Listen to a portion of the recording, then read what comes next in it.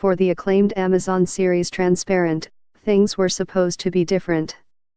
A pop culture phenomenon that debuted in 2014, the show has collected Emmy Awards, Golden Globes, and critical praise for telling the groundbreaking story of an aging college professor who comes out as transgender. But now Transparent is reeling in the wake of the same sordid allegations strafing the rest of the entertainment world after its star, Jeffrey Tambor, was accused of sexual harassment by a co-star and a former personal assistant. As Amazon investigates the complaints, the series is suspended in an agonizing limbo. For instance, Mr. Tambor was widely believed to be leaving Transparent after he issued a statement saying, "I don't see how I can return." Yet a representative for the actor disclosed to The Times recently that, in fact, Mr. Tambor had no plans to quit. Now the creators and writers of Transparent find themselves trying to construct a fifth season that may or may not include their central character, Mr. Tambor's Maura Pfefferman, while struggling to navigate the sudden upheaval of a show they believed was advancing an important cause both in front of and behind the camera. In interviews, several cast and crew members said that the socially progressive values of Transparent, with its embrace of transgender characters and its commitment to workplace inclusivity, made the accusations of sexual harassment all the harder to process.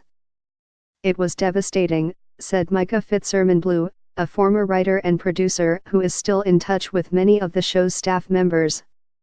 "It's just incredibly sad that happened in the midst of something that felt so revolutionary." Perhaps most wrenching of all, the cast and crew grieved over the idea that a workplace they had thought of as part utopian experiment, part family, a wonderful cult, some members of the cast called it, had been compromised. Even in the safest of sets, where there were people who were really thinking constantly about how do we make sure we're heart connected at work, things happened, or things may have happened, the show's creator, Jill Soloway, said on a panel a few days after the second of three women, the Transparent actress Trace Lysette, came forward with accusations about Mr. Tambor. MX Soloway, whose production company is called Topple as in Topple the Patriarchy, had made the show's mission and its art virtually indistinguishable. In the last few years, MX Soloway came to identify as gender non-binary, neither woman nor man, and prefers gender-neutral language. MX Soloway dotted the set with at least 60 transgender and gender non-conforming writers, actors, and crew members, as well as many more extras, through what MX Soloway called the show's Transformative Action Program. A pair of transgender artists turned producers vetted the storylines to ensure authenticity. There were sessions to teach set decorators, drivers, and other staff members how to speak and write sensitively about transgender issues.